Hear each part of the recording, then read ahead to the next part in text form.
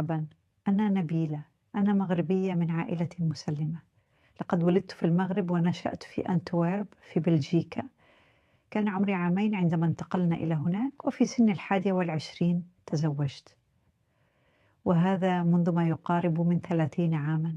لسوء الحظ لقد انفصلنا، لدي طفلان، أطفال بالغون، وفي سن ال50 انتقلت بمفردي.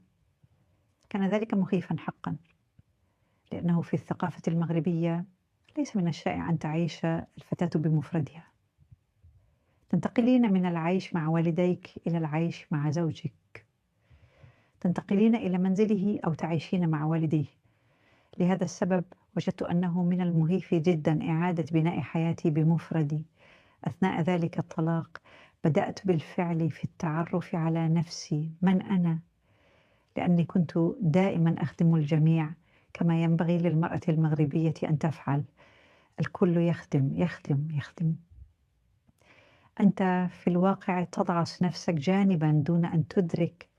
لكن عندما تم طلاقي بدأت بالتحقق من هويتي. في مرحلة ما بدأت أبحث عن الله ولم أكن أعرف من أنا. كنت مسلمة، كنت أصلي 5 مرات في اليوم وأقوم بشهر رمضان، لقد أتممت كل شيء، لكن مع ذلك شعرت أن هناك فراغا بداخلي. وكنت أيضا امرأة مكتئبة جدا، لست سعيدة أبدا.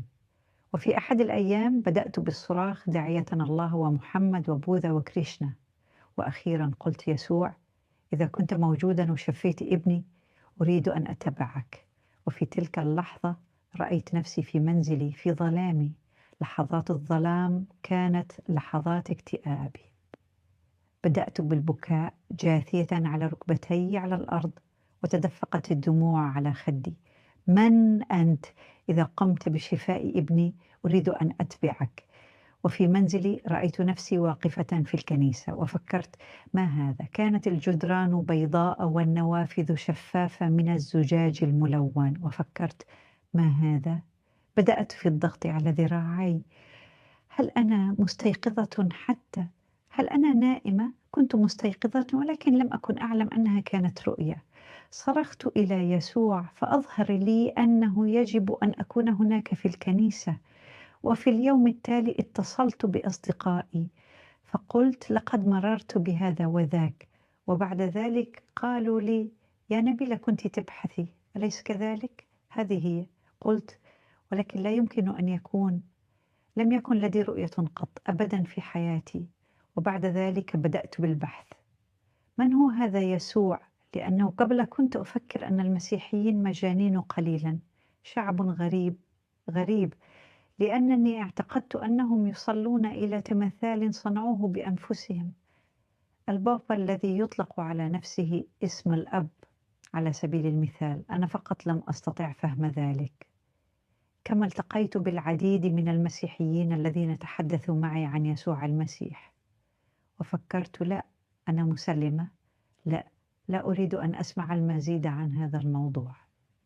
وانتهى بي الأمر بالذهاب إليه على أي حال. يا يسوع، في اللحظة التي رأيت فيها نفسي في تلك الكنيسة في منزلي فكرت: حسنا، لابد أن هذا هو الحال. بدأت أبحث في كل مكان، وخاصة شفاء المسيحي، لأنني بحثت في كل مكان في السحر والتنجيم. اعتقدت أنه إذا كان شخص ما يمارس السحر الأسود فأنا أمارس السحر الأبيض فقط. لكن في الواقع مع إلهي الذي أعرفه الآن لا يوجد سحر أبيض أو سحر أسود، كل شيء متشابه. لقد أنفقت الكثير من المال على ذلك، ولكن في النهاية جاء يسوع ليخلصني من ذلك. لقد دفع الثمن الأعظم بدمه على الصليب. لقد ذهب إلى الصليب من أجلنا جميعا. لم أكن أعرف تلك القصة قط، والآن أعرف من هو، أنه مات من أجل جميع الناس، كل الأمم، لكي يخلصنا من الموت. لأنني كمسلمة كنت دائما أخاف من الموت. صليت ودعوت ودعوت الله محمد، أحببت الله. لقد أحببت الله حقا، أن الله لم يتركني أبدا أبدا. وفي مرحلة ما بدأت بالدعاء والدعاء والدعاء. يا يسوع، إذا كنت موجودا بالفعل وشفيت ابني فأنا أريد أن أتبعك مهما كانت العواقب. بدأت أبحث عن الشفاء المسيحي على الإنترنت، ورأيت أشياء مذهلة، يا لها من أشياء جميلة. أن المسيحيين كانوا يخبرون الناس في الشوارع عن يسوع. لم أكن أعرف ماذا كانوا يفعلون. لقد رأيت أشياء مذهلة فعلوها. الصلاة من أجل الناس. رأيت أشخاصا يخرجون من الكراسي المتحركة، وكل ما رأيت كانت أشياء رائعة. فكرت، أوه، لكن لديهم سحر يمكنهم أيضا شفاء طفلي. ولم أكن أعلم أن الروح القدس هو من فعل ذلك. هذا هو روح الله القدوس الذي في داخلي الآن. وفي مرحلة ما ذهبت إلى مطعم، وكان ذلك بعد طلاقي، وهناك التقيت برجل سوري. كنت مع زوجي الحالي وبدأت أتحدث معه، ثم قلت فجأة: أعلم أن الله كان يعمل معي بالفعل. فقلت له: مهلا، هل المسيحيون المغاربة موجودون؟ فقال: نعم، هم موجودون. قلت: لا، هذا مستحيل، لكنها لا تستطيع ذلك. قال: هل تعرفين الأخ راشد؟ قلت: ومن هو؟ أين يعيش؟ قال: لا، عليك أن تنظري إلى اليوتيوب. فبدأت بمتابعة الأخ راشد. فكرت: واو، ما يقوله هو أشياء لم أكن أعرفها أبدا. وفتحت عيني وأذني، وهكذا بدأت أبحث عن المزيد من البرامج المسيحية، كل ما له علاقة بالمسيحية.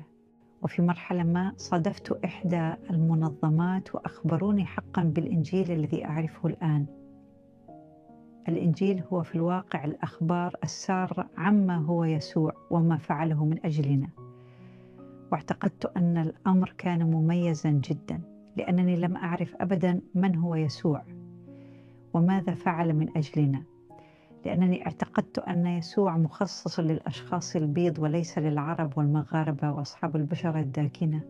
لم أكن أعرف ذلك أبدا، لكنني قلت لنفسي: حسنا، لقد جاء من أجلي أيضا.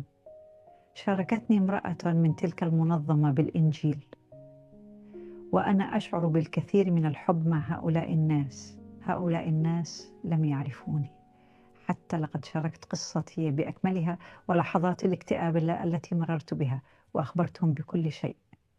لقد استمعوا لي للتو، لم يعرفوني حتى. ثم قلت في نفسي: هل هؤلاء الناس حقيقيون أم ماذا؟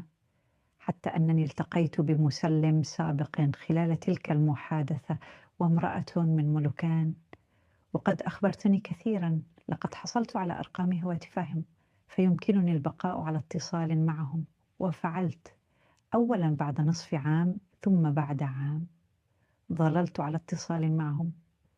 وما لم أكن أعرفه هو أنني في ذلك اليوم سأقبل يسوع في قلبي. لذلك جئت إلى منزلهم، وكان هناك الكثير من الأشخاص معا، ما لا يقل عن 12 أو 13 شخصا من خلفيات مختلفة. رأيتهم يشاركون أخبار يسوع السارة في الشوارع. كنت فضولية، هل هذا صحيح أم لا؟ فخرجت معهم لأنظر. رأيت الشفاء، رأيتهم يتحدثون مع الناس في الحب، تحدثوا إلى الناس الذين يعيشون حرفيا في الشارع. اعتقدت أن هذا أمر غير عادي للغاية. كان جميلا جدا. ذهبت أيضا إلى الخارج وانضممت بشكل عفوي. بدأت بمشاركة الأشياء التي كانوا يشاركونها عن يسوع. القول بأن يسوع حقيقي على الرغم من عدم فهمي بشكل كامل حتى الآن. ثم عدنا إلى منزل نانسي، واعتقدت أن هؤلاء أناس طيبون، وشعرت كأنني في بيتي. هؤلاء الناس كانوا لطيفين جدا معي، لطيفين جدا. وفي مرحلة ما أخبرت نانسي، أود أن أذهب إلى منزلي قريبا، لأن الظلام قد بدأ في الخارج، ولم أحب العودة إلى المنزل في الظلام. ثم قالت لي: يا نبيلة، يمكنك البقاء هنا بقدر ما تريد. وفكرت: نعم، لقد أحببته كثيرا هناك. لم أكن أريد الذهاب إلى منزلي، لكن بسبب حلول الظلام في الخارج فكرت: لا أريد العودة إلى المنزل وحدي. مكثت لتناول العشاء، وفي مرحلة ما كانوا يتعبدون، ولم أكن أعرف الآن ما هي العبادة. الغناء، وفكرت يا هذا لطيف، لكنني بدأت أختبر شيئا بداخلي. ما لم أكن أعرفه هو أن الروح القدس كان يعمل بداخلي بالفعل. ثم أخبرت هيرمان زوج نانسي. هيرمان لا أعرف ما اللي يحدث، لكني أختبر هذا وذاك. وقال أوه لا مشكلة، نحن على وشك أن نصلي من أجلك. بدأوا بالصلاة من أجلي، وبدأت أتجلى. كان هناك شيء بداخلي ليس على ما يرام. ثم قالت نبيلة، لا يمكننا أن نختار لك، يمكنك الاختيار. ثم فكرت، هل يمكنني الاختيار؟ لم يسمح لي مطلقا باتخاذ خيارات في حياتي، فهل يطلب مني يسوع أن أتخذ قرارا؟ هل تريدين أن تتبعيني أم لا؟ ثم قلت نعم، أريد أن أتبع يسوع. اعترفت بفمي أنني أريد ذلك، لكن أفكاري قالت لا تفعلي ذلك. لقد كان صراعا، لم أفهم النور والظلام. ذات يوم قالوا لي هل تريدين أن تتعمدين؟ لقد شرحوا لي المعمودية، موضحين أنك في الواقع تترك حياتك القديمة وراءك. أنت خليقة جديدة، خليقة جديدة من الله، سوف تخدمه، لأنك سوف تموت مع يسوع وسوف تقف مع يسوع. لم أستوعب الأمر حقا في تلك اللحظة، لكنني أردت فقط أن أتحرر من كل السلبية وكل الاكتئاب. مهما كانت العواقب، لم أكن مهتمة بذلك في تلك اللحظة. عندما تكون غارقا في الظلام، كل ما تريده هو أن ترى النور، لأنك لم تعد تهتم بأي شيء. لقد فقدت كل شيء، بيتي، زواجي، أطفالي، كل شيء. وذلك عندما تبكي إلى الله أيا كان. أردت أن أعرف الحقيقة. لذا في تلك المرحلة كنت قد وصلت إلى مكانهم في الساعة 11 صباحا، وتم تعميدي في الساعة 10:30 ليلا. مميز جدا. وبعد المعمودية لم أعلم أبدا أن إلهنا يستطيع أن يتحدث إليك وأنك تستطيع أن تسمعه حرفيا. فسمعت صوت الله ودعاني باسمي، لطيف جدا، حلو جدا، نبيلة، جميلة جدا. والآن عندما أقرأ الكتاب المقدس يقول لي أنا أدعوك باسمك. هذا ما يقوله، وقد سمح لي بتجربة ذلك. وحياتي تغيرت تماما، من امرأة مكتئبة للغاية وكانت تعاني دائما من الصداع النصفي، لقد اختفى كل شيء من تلك السيدة الصغيرة الخائفة التي لا تجرؤ على المشي في الظلام، خائفة وغير آمنة. لقد حولني أجرؤ على الخروج ليلا. إذا قال لي الله اذهبي إلى هناك ليلا سأذهب. لقد غيرني تماما. أتحدث أيضا عن يسوع للشعب المغربي والشعب العربي. أنا أتحدث إلى الجميع، إنه جميل جدا. أذهب بالحب وأعود إلى المنزل بابتسامة كهذه وأنا سعيدة جدا. أستطيع أن أخبر الناس عن ربنا يسوع. لم أكن أعرف شيئا عن ربنا يسوع، لم أكن أعرف شيئا عنه. عندما أتحدث مع الشعب المغربي أو الشعب الإسلامي أنا أعرف ما يفكرون فيه، لأنني كنت هكذا.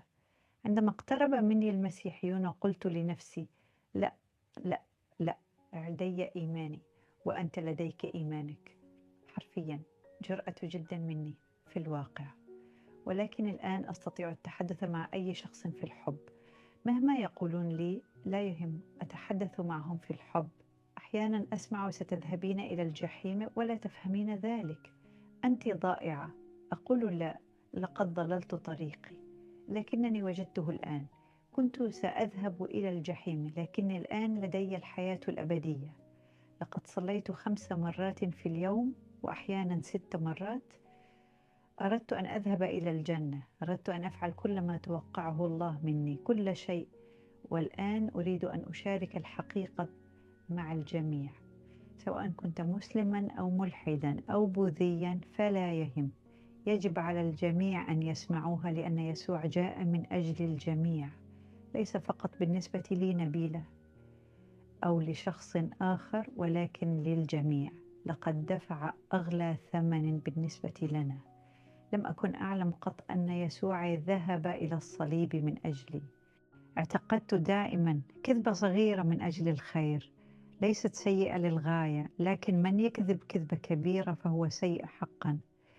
لكن عند إلهي الكذبة الصغيرة والكذبة الكبيرة هما نفس الشيء، كما يقول في كلمته: تشرق الشمس على الأخيار والأشرار، تمطر على الأبرار والظالمين. من أنا حتى أحكم على شخص آخر؟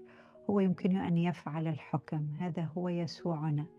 لقد جاء لينقذنا من الموت بسبب الأخطاء والذنوب التي ارتكبناها، حتى لو كانت كذبة صغيرة أو جريمة كبرى. لقد جاء من أجلك أيضا لينقذك من الموت، لأن خطايانا قتلتنا، وهذا ما فعله يسوع من أجلنا. لقد أتى لينقذنا من الموت. نحن نعيش إلى الأبد، ليس علينا أن نذهب إلى الجحيم. الجحيم لم يخلق لنا ولا الموت، لكنه هو الطريق الوحيد. فيقول: أنا هو الطريق، أنا الحقيقة، أنا الحياة الأبدية. أريد أن أعطي ذلك للجميع. كيف اختبرت يسوع؟ أريد أن أعطيه للجميع، لكنه يقول: أعطيك خيارا، اختر ما تريد، ولكن أنا الطريق والحق والحياة. هذا هو ربنا يسوع.